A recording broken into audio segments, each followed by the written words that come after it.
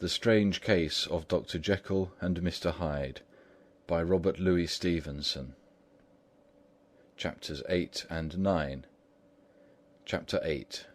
The Last Night. Mr. Utterson was sitting by his fireside one evening, after dinner, when he was surprised to receive a visit from Poole. "Bless me, Poole, what brings you here?" he cried; and then, taking a second look at him, "What ails you?" he added. "Is the doctor ill?" "Mr. Utterson," said the man, "there is something wrong." "Take a seat, and here is a glass of wine for you," said the lawyer. "Now take your time, and tell me plainly what you want." "You know the doctor's ways, sir," replied Poole, "and how he shuts himself up. Well, he's shut up again in the cabinet, and I don't like it, sir. I wish I may die if I like it. Mr. Utterson, sir, I'm afraid." "Now, my good man," said the lawyer, "be explicit. What are you afraid of?" "I've been afraid for about a week," returned Poole, doggedly disregarding the question, "and I can bear it no more." The man's appearance amply bore out his words. His manner was altered for the worse, and except for the moment when he had first announced his terror, he had not once looked the lawyer in the face. Even now he sat with the glass of wine untasted on his knee, and his eyes directed to a corner of the floor. "I can bear it no more," he repeated. "Come," said the lawyer, "I see you have some good reason, Poole. I see there is something seriously amiss. Try to tell me what it is." "I think there's been foul play," said Poole hoarsely. "Foul play!" cried the lawyer, a good deal frightened and rather inclined to be irritated in consequence. "What foul play? What does the man mean?" "I daren't say, sir," was the answer. "But will you come along with me and see for yourself?" Mr. Utterson's only answer was to rise and get his hat and greatcoat, but he observed with wonder the greatness of the relief that appeared upon the butler's face, and perhaps with no less that the wine was still untasted when he set it down to follow. It was a wild, cold, seasonable night of March, with a pale moon lying on her back as though the wind had tilted her, and a flying wrack of the most diaphanous and lawny texture. The wind made talking difficult, and flecked the blood into the face. It seemed to have swept the streets unusually bare of passengers besides, for Mr. Utterson thought he had never seen that part of London so deserted. He could have wished it otherwise. Never in his life had he been conscious of so sharp a wish to see and touch his fellow creatures. For struggle as he might, there was borne in upon his mind a crushing anticipation of calamity. The square, when they got there, was all full of wind and dust, and the thin trees in the garden were lashing themselves against the railing. Poole, who had kept all the way a pace or two ahead, now pulled up in the middle of the pavement, and in spite of the biting weather, took off his hat and mopped his brow with the red pocket-handkerchief. But for all the hurry of his coming, these were not the dews of exertion that he wiped away, but the moisture of some strangling anguish. For his face was white, and his voice, when he spoke, harsh and broken. "Well, sir," he said, "here we are, and God grant there be nothing wrong." "Amen, Poole," said the lawyer. Thereupon the servant knocked in a very guarded manner. The door was opened on the chain, and a voice asked from within, "Is that you, Poole?" "It's all right," said Poole. "Open the door." The hall, when they entered it, was brightly lighted up. The fire was built high, and about the hearth the whole of the servants, men and women, stood huddled together like a flock of sheep. At the sight of Mr. Utterson, the housemaid broke into hysterical whimpering, and the cook, crying out, "Bless God, it's Mr. Utterson!" ran forward as if to take him in her arms. "What? What? Are you all here?" said the lawyer peevishly. "Very irregular, very unseemly. Your master would be far from pleased." "They're all afraid," said Paul. Blank silence followed, no one protesting. Only the maid lifted up her voice and now wept loudly. "Hold your tongue!" Paul said to her, with a ferocity of accent that testified to his own jangled nerves. And indeed, when the girl had so suddenly raised the note of her lamentation, they had all started and turned towards the inner door with faces of dreadful expectation. "And now," continued the butler, addressing the knife boy, "reach me a candle, and we'll get this through hands at once." And then he begged Mr. Utterson to follow him, and led the way to the back garden. "Now, sir," said he, "you come as gently as you can. I want you to hear, and I don't want you to be heard. And see here, sir, if by any chance he was to ask you in, don't go." Mr. Utterson's nerves, at this unlooked-for termination, gave a jerk that nearly threw him from his balance, but he recollected his courage and followed the butler into the laboratory building, and through the surgical theatre, with its lumber of crates and bottles, to the foot of the stair. Here Paul motioned him to stand on one side and listen, while he himself, setting down the candle and making a great and obvious call on his resolution, mounted the steps and knocked with a somewhat uncertain hand on the red baize of the cabinet door. "Mr. Utterson, sir, asking to see you," he called, and even as he did so, once more violently signed to the lawyer to give ear. A voice answered from within. "Tell him I cannot see anyone," it answered complainingly. "Thank you, sir," said Paul, with a note of something like triumph in his voice, and taking up his candle, he led Mr. Utterson back across the yard and into the great kitchen, where the fire was out and the beetles were leaping on the floor. "Sir," he said, looking Mr. Utterson in the eyes, "was that my master's voice?" "It seems much changed," replied the lawyer, very pale, but giving look for look. "Changed? Well, yes, I think so," said the butler. "Have I been 20 years in this man's house to be deceived about his voice? No, sir, master's made away with. He was made away with 8 days ago, when we heard him cry out upon the name of God. And who's in there instead of him, and why it stays there, is a thing that cries to heaven, Mr. Utterson." "This is a very strange tale, Paul. This is rather a wild tale, my man," said Mr. Utterson, biting his finger. "Suppose it were as you suppose. Supposing Dr. Jekyll to have been, well, murdered. What could induce the murderer to stay? That won't hold water. It doesn't commend itself to reason." "Well, Mr. Utterson, you are a hard man to satisfy, but I'll do it yet," said Paul. "All this last week, you must know, him or it, or whatever it is that lives in that cabinet, has been crying night and day for some sort of medicine, and cannot get it to his mind. It was sometimes his way, the master's that is, to write his orders on a sheet of paper and throw it on the stair. We've had nothing else this week back, nothing but papers and a closed door, and the very meals left there to be smuggled in when no one was looking. Well, sir, every day, aye, and twice and thrice in the same day, there have been orders and complaints, and I've been sent flying to all the wholesale chemists in town. Every time I brought the stuff back, there would be another paper telling me to return it, because it was not pure, and another order to a different firm. This drug is wanted bitter bad, sir, whatever for." "Have you any of these papers?" asked Mr. Utterson. Poole felt in his pocket and handed out a crumpled note, which the lawyer, bending nearer to the candle, carefully examined.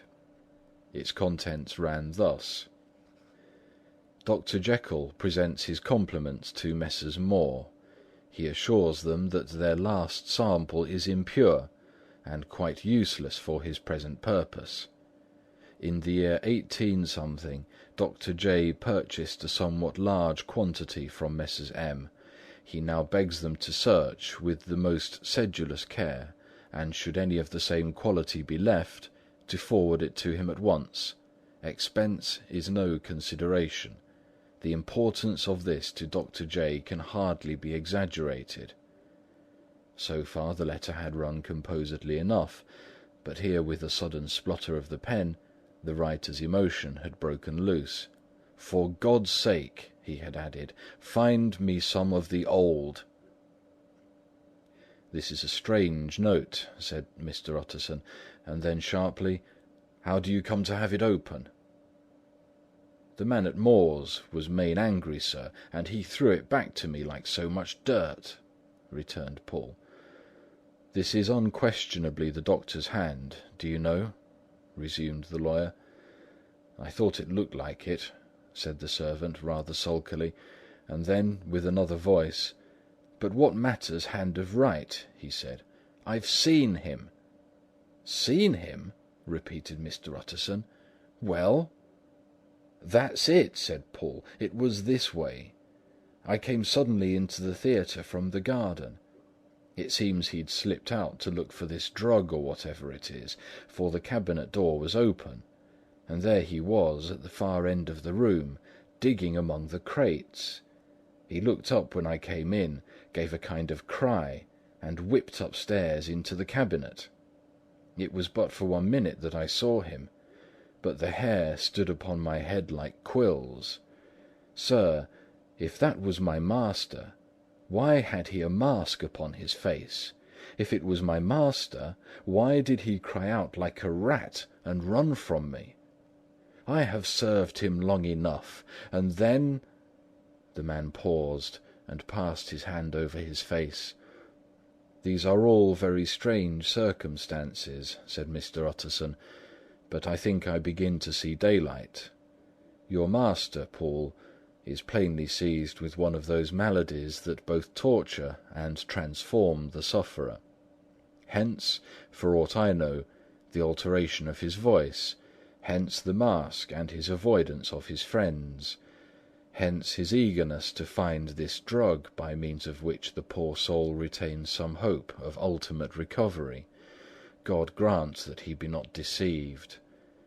There is my explanation. It is sad enough, Poole, ay, and appalling to consider, but it is plain and natural, hangs together well, and delivers us from all exorbitant alarms."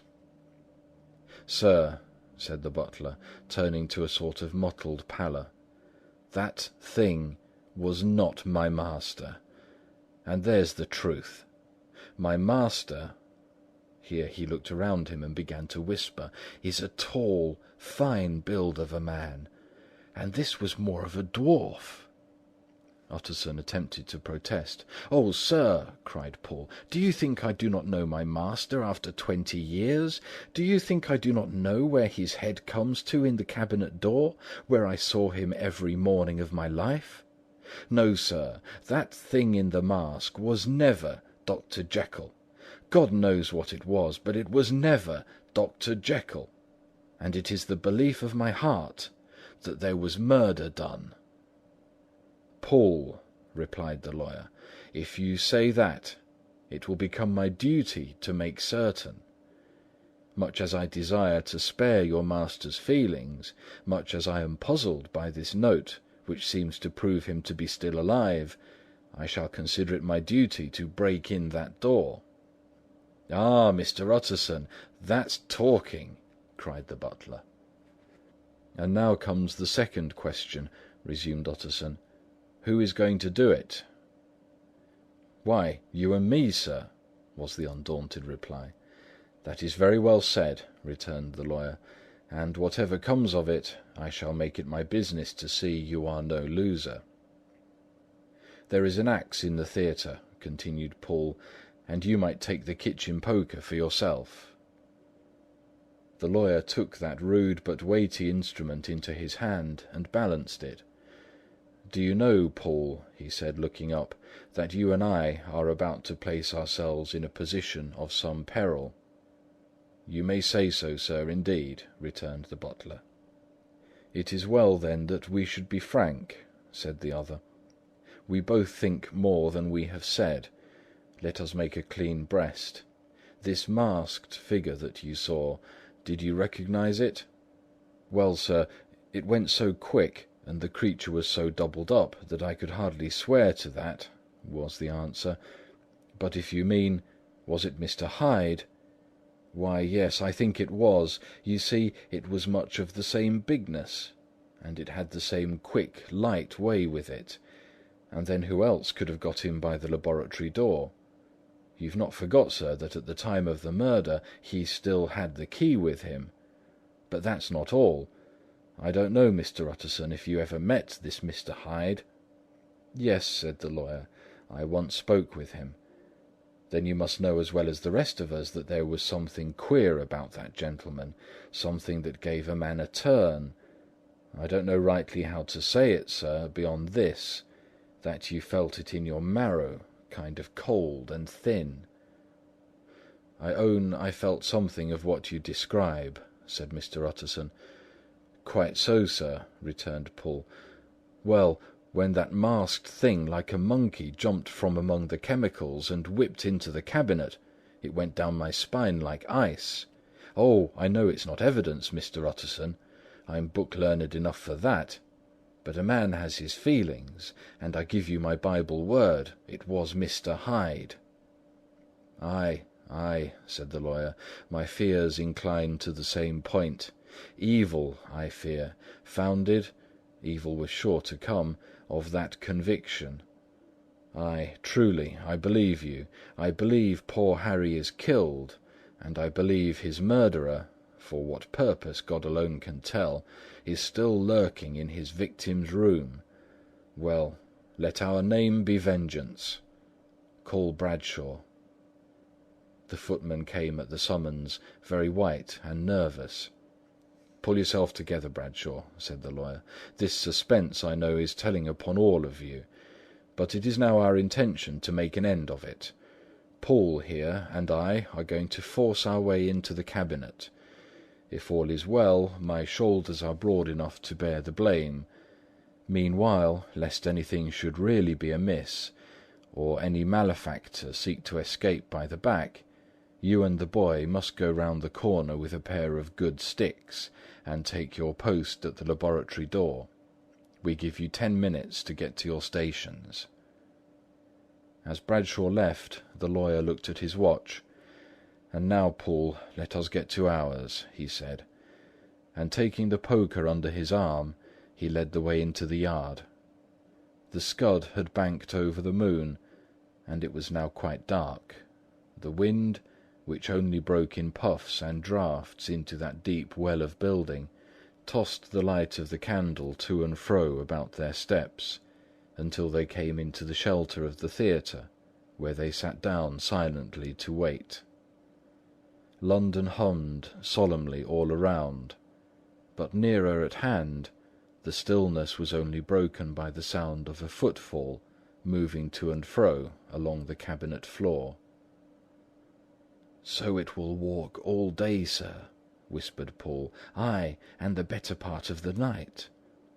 Only when a new sample comes from the chemist there's a bit of a break.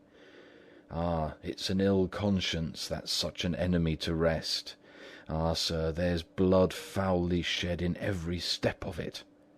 But hark again, a little closer. Put your heart into your ears, Mr. Utterson, and tell me, is that the doctor's foot?" The steps fell lightly and oddly, with a certain swing, for all they went so slowly. It was different indeed from the heavy, creaking tread of Henry Jekyll. Utterson sighed.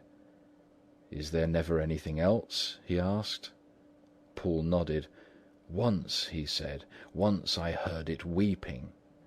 "Weeping? How's that?" said the lawyer, conscious of a sudden chill of horror. "Weeping like a woman or a lost soul," said the butler.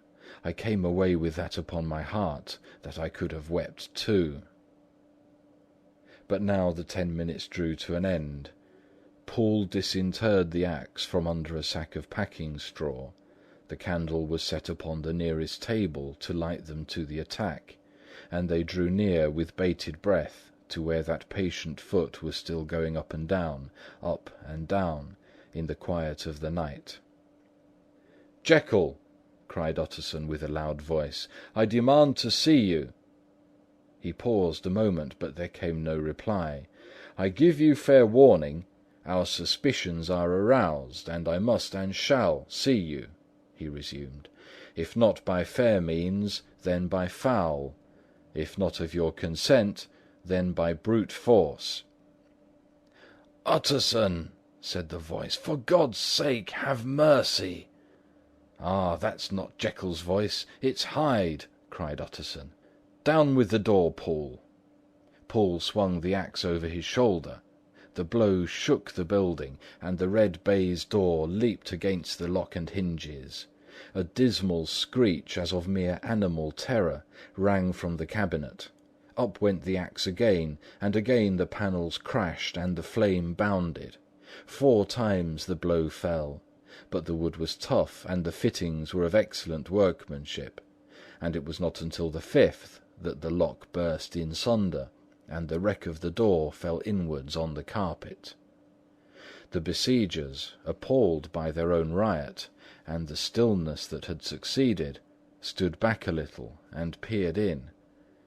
There lay the cabinet before their eyes in the quiet lamplight, a good fire glowing and chattering on the hearth, the kettle singing its thin strain, a drawer or two open, papers neatly set forth on the business table, and nearer the fire the things laid out for tea. The quietest room, you would have said, and, but for the glazed presses full of chemicals, the most commonplace that night in London. Right in the midst there lay the body of a man, sorely contorted and still twitching. They drew near on tiptoe, turned it on its back, and beheld the face of Edward Hyde. He was dressed in clothes far too large for him, clothes of the doctor's bigness.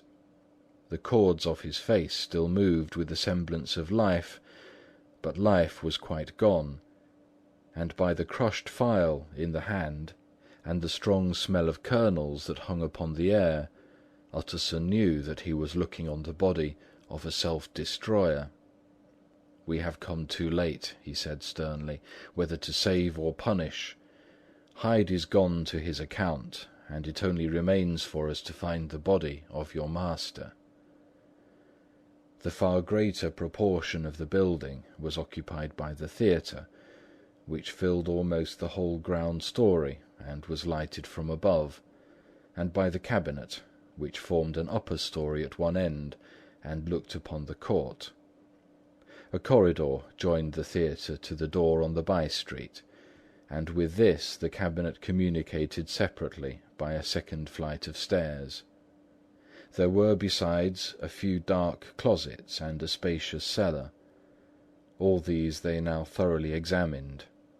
Each closet needed but a glance, for all were empty, and all, by the dust that fell from their doors, had stood long unopened. The cellar, indeed, was filled with crazy lumber, mostly dating from the times of the surgeon who was Jekyll's predecessor, but even as they opened the door they were advertised of the uselessness of further search, by the fall of a perfect mat of cobweb, which had for years sealed up the entrance. Nowhere was there any trace of Henry Jekyll, dead or alive. Poole stamped on the flags of the corridor. "He must be buried here," he said, hearkening to the sound. "Or he may have fled," said Utterson, and he turned to examine the door in the by-street. It was locked, and lying nearby on the flags they found the key, already stained with rust. "This does not look use," observed the lawyer. "Use!" echoed Poole. "Do you not see, sir? It is broken, much as if a man had stamped on it." "Ay," continued Utterson, "and the fractures, too, are rusty." The two men looked at each other with a scare. "This is beyond me, Poole," said the lawyer. "Let us go back to the cabinet." They mounted the stair in silence, and still with an occasional awestruck glance at the dead body, proceeded more thoroughly to examine the contents of the cabinet. At one table there were traces of chemical work, various measured heaps of some white salt being laid on glass saucers, as though for an experiment in which the unhappy man had been prevented. "That is the same drug that I was always bringing him," said Poole, and even as he spoke, the kettle, with a startling noise, boiled over.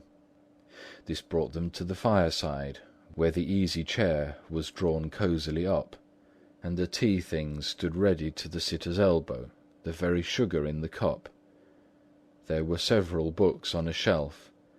One lay beside the tea things open, and Utterson was amazed to find it a copy of a pious work, for which Jekyll had several times expressed a great esteem, annotated in his own hand with startling blasphemies. Next, in the course of their review of the chamber, the searchers came to the cheval-glass, into whose depth they looked with an involuntary horror. But it was so turned as to show them nothing but the rosy glow playing on the roof, the fire sparkling in 100 repetitions along the glazed front of the presses, and their own pale and fearful countenances stooping to look in. "This glass has seen some strange things, sir," whispered Poole. "And surely none stranger than itself," echoed the lawyer in the same tones. "For what did Jekyll—" He caught himself up at the word with a start, and then, conquering the weakness, "What could Jekyll want with it?" he said. "You may say that," said Poole. Next they turned to the business table. On the desk among the neat array of papers, a large envelope was uppermost, and bore, in the doctor's hand, the name of Mr. Utterson. The lawyer unsealed it, and several enclosures fell to the floor. The first was a will, drawn in the same eccentric terms as the one which he had returned 6 months before, to serve as a testament in case of death, and as a deed of gift in case of disappearance. But in place of the name of Edward Hyde, the lawyer, with indescribable amazement, read the name of Gabriel John Utterson. He looked at Poole, and then back at the paper, and last of all at the dead malefactor stretched upon the carpet. "My head goes round," he said. "He has been all these days in possession. He had no cause to like me. He must have raged to see himself displaced, and he has not destroyed this document." He caught up the next paper. It was a brief note in the doctor's hand, and dated at the top. "Oh, Poole!" the lawyer cried. "He was alive and here this day. He cannot have been disposed of in so short a space. He must be still alive. He must have fled. And then, why fled? And how? And in that case, can we venture to declare this suicide? Oh, we must be careful. I foresee that we may yet involve your master in some dire catastrophe." "Why don't you read it, sir?" said Poole. "Because I fear," replied the lawyer solemnly. "God grant that I have no cause for it." And with that he brought the paper to his eyes, and read as follows: "My dear Utterson, when this shall fall into your hands, I shall have disappeared. Under what circumstances I have not the penetration to foresee, but my instinct and all the circumstances of my nameless situation tell me that the end is sure, and must be early. Go then, and first read the narrative which Lanyon warned me he was to place in your hands, and if you care to hear more, turn to the confession of your unworthy and unhappy friend, Henry Jekyll." "There was a third enclosure?" asked Utterson. "Here, sir," said Poole, and gave into his hands a considerable packet, sealed in several places. The lawyer put it into his pocket. "I would say nothing of this paper. If your master has fled or is dead, we may at least save his credit. It is now 10. I must go home and read these documents in quiet, but I shall be back before midnight, when we shall send for the police." They went out, locking the door of the theatre behind them, and Utterson, once more leaving the servants gathered about the fire in the hall, trudged back to his office to read the two narratives in which this mystery was now to be explained. Chapter 9.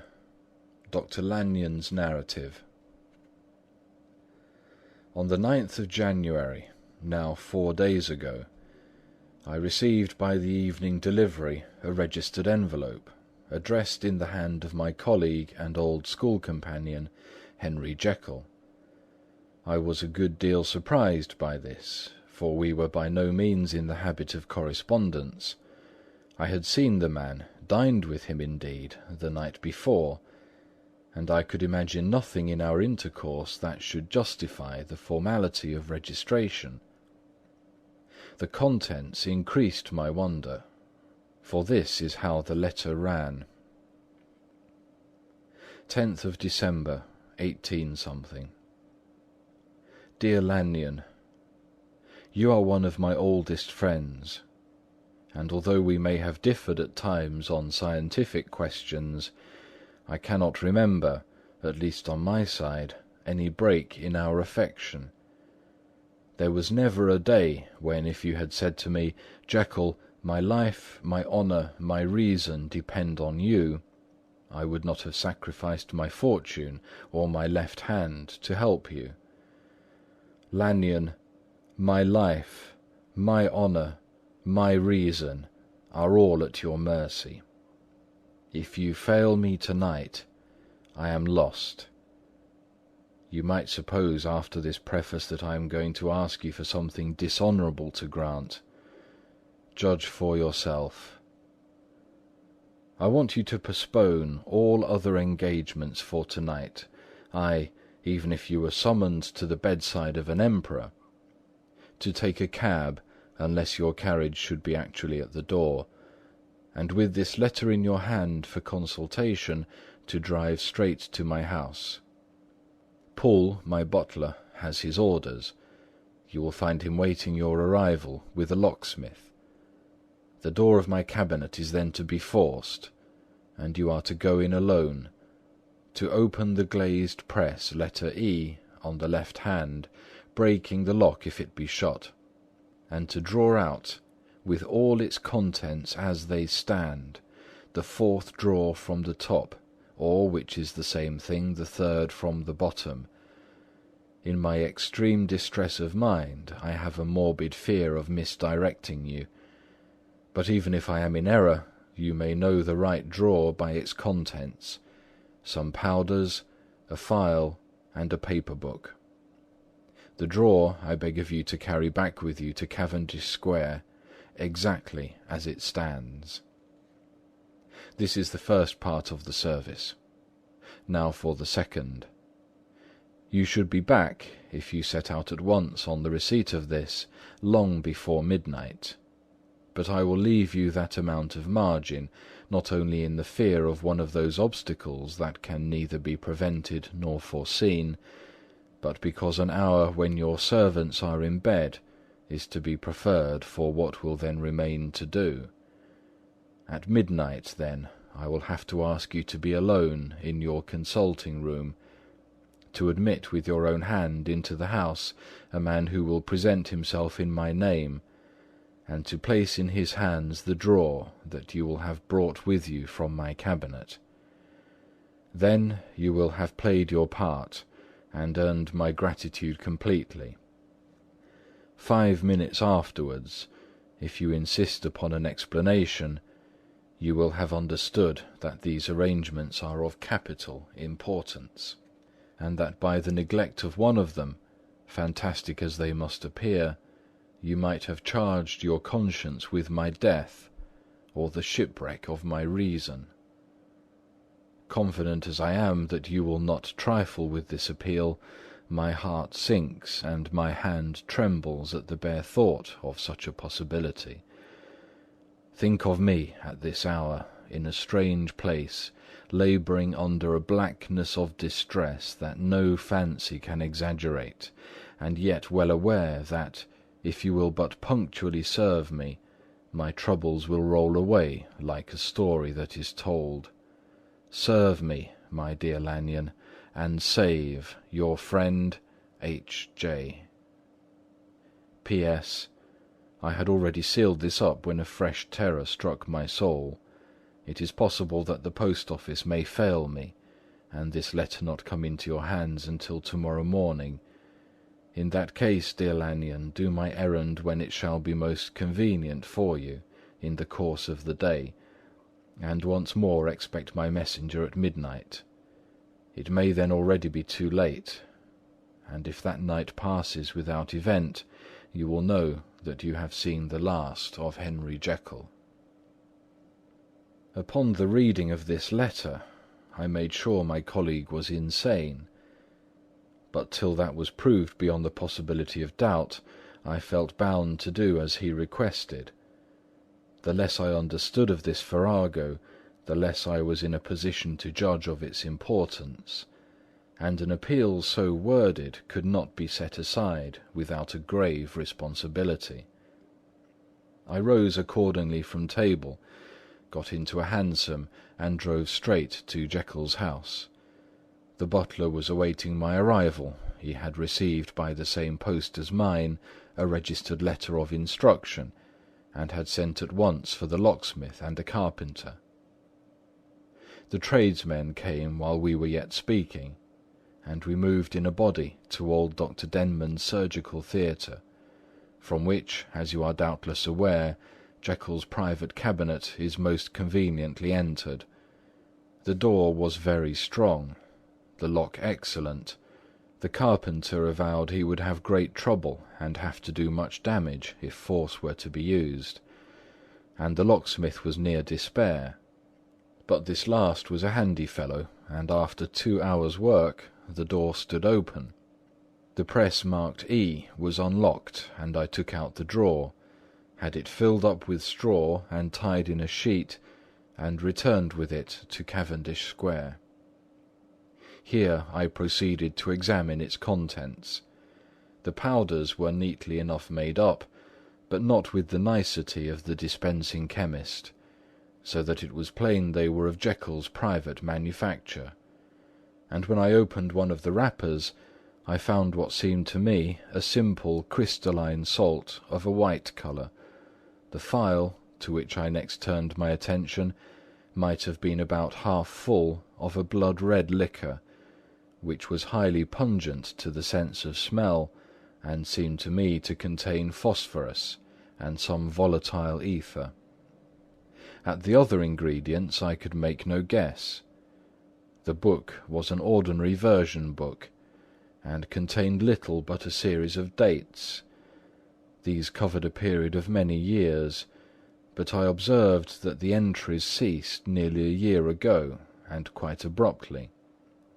Here and there a brief remark was appended to a date, usually no more than a single word, double occurring perhaps 6 times in a total of several hundred entries, and once very early in the list and followed by several marks of exclamation, total failure. All this, though it whetted my curiosity, told me little that was definite.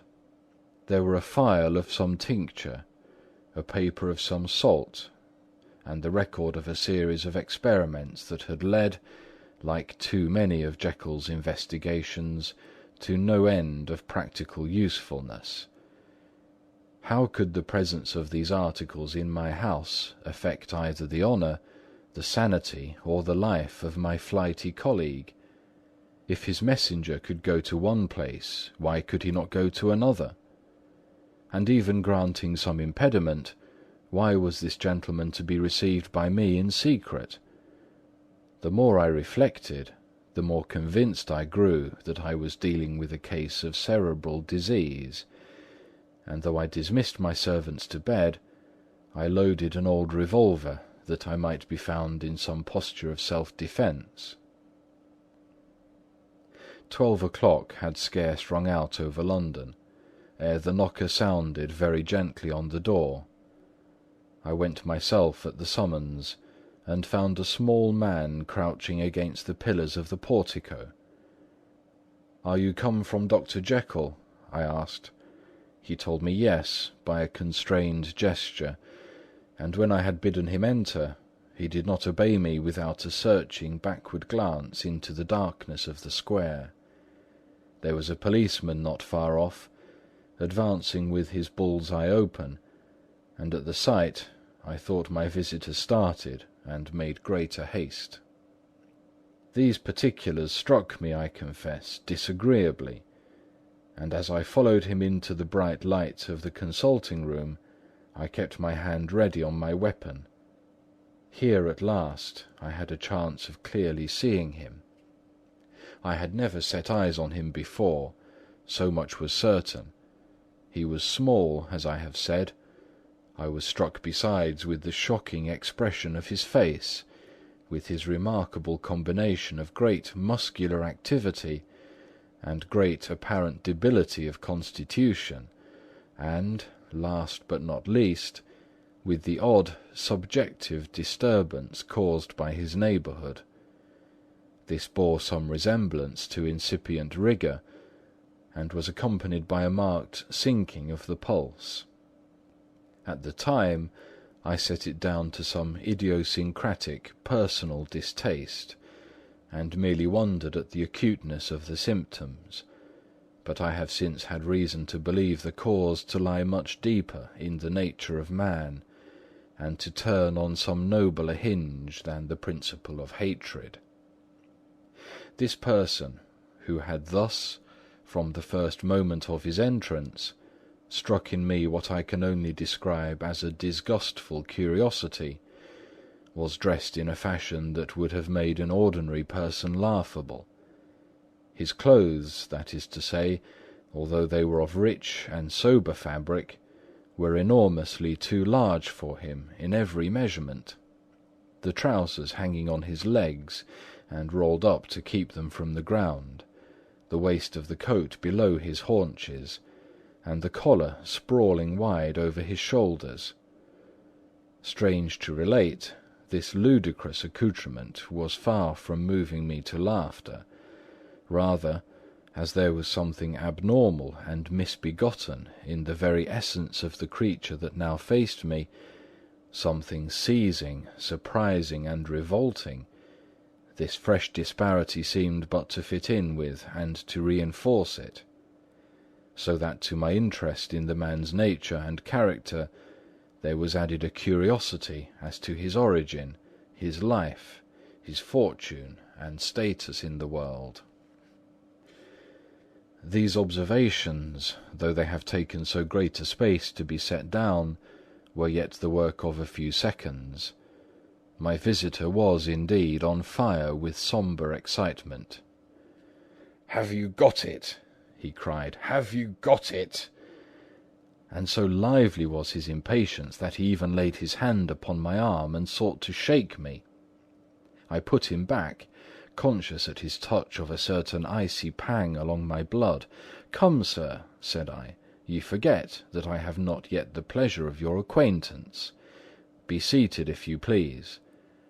And I showed him an example, and sat down myself in my customary seat, and with as fair an imitation of my ordinary manner to a patient, as the lateness of the house, the nature of my preoccupations, and the horror I had of my visitor would suffer me to muster. "I beg your pardon, Dr. Lanyon," he replied civilly enough. "What you say is very well founded, and my impatience has shown its heels to my politeness. I come here at the instance of your colleague, Dr. Henry Jekyll, on a piece of business of some moment, and I understood—" He paused and put his hand to his throat, and I could see, in spite of his collected manner, that he was wrestling against the approaches of the hysteria. "I understood a drawer—" But here I took pity on my visitor's suspense, and some perhaps on my own growing curiosity. "There it is, sir," said I, pointing to the drawer, where it lay on the floor behind a table, and still covered with the sheet. He sprang to it, and then paused, and laid his hand upon his heart. I could hear his teeth grate with the convulsive action of his jaws, and his face was so ghastly to see that I grew alarmed both for his life and reason. "Compose yourself," said I. He turned a dreadful smile to me, and as if with the decision of despair, plucked away the sheet. At sight of the contents he uttered one loud sob of such immense relief that I sat petrified, and the next moment, in a voice that was already fairly well under control, "Have you a graduated glass?" he asked. I rose from my place with something of an effort, and gave him what he asked. He thanked me with a smiling nod, measured out a few minims of the red tincture, and added one of the powders. The mixture, which was at first of a reddish hue, began, in proportion as the crystals melted, to brighten in colour, to effervesce audibly, and to throw off small fumes of vapour.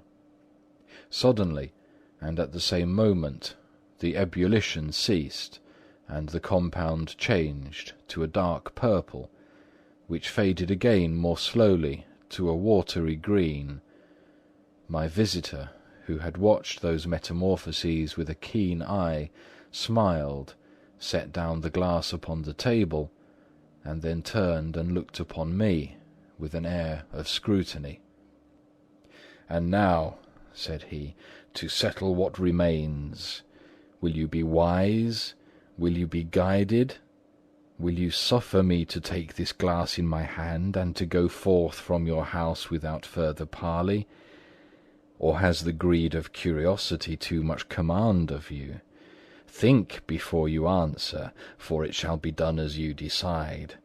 As you decide, you shall be left as you were before, and neither richer nor wiser, unless the sense of service rendered to a man in mortal distress may be counted as a kind of riches of the soul.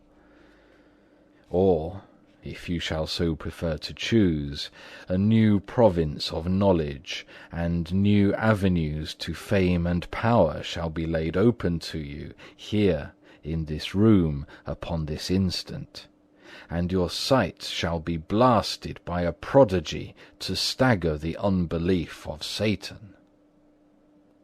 "Sir," said I, affecting a coolness that I was far from truly possessing, "you speak enigmas, and you will perhaps not wonder that I hear you with no very strong impression of belief. But I have gone too far in the way of inexplicable services to pause before I see the end." "It is well," replied my visitor. "Lanyon, you remember your vows. What follows is under the seal of our profession. And now, you who have so long been bound to the most narrow and material views, you who have denied the virtue of transcendental medicine, you who have derided your superiors, behold!" He put the glass to his lips and drank at one gulp. A cry followed. He reeled, staggered, clutched at the table and held on, staring with injected eyes, gasping with open mouth. And as I looked, there came, I thought, a change. He seemed to swell. His face became suddenly black, and the features seemed to melt and alter. And the next moment I had sprung to my feet and leaped back against the wall, my arm raised to shield me from that prodigy, my mind submerged in terror. "Oh God!" I screamed, and "Oh God!" again and again, for there, before my eyes, pale and shaken and half fainting, and groping before him with his hands like a man restored from death, there stood Henry Jekyll. What he told me in the next hour, I cannot bring my mind to set on paper. I saw what I saw, I heard what I heard, and my soul sickened at it. And yet now, when that sight is faded from my eyes, I ask myself if I believe it, and I cannot answer. My life is shaken to its roots. Sleep has left me. The deadliest terror sits by me at all hours of the day and night. I feel that my days are numbered, and that I must die. And yet I shall die incredulous. As for the moral turpitude that man unveiled to me, even with tears of penitence, I cannot, even in memory, dwell on it without a start of horror. I will say but one thing, Utterson, and that, if you can bring your mind to credit it, will be more than enough. The creature who crept into my house that night was, on Jekyll's own confession, known by the name of Hyde, and hunted for in every corner of the land as the murderer of Carew. End of chapter 9.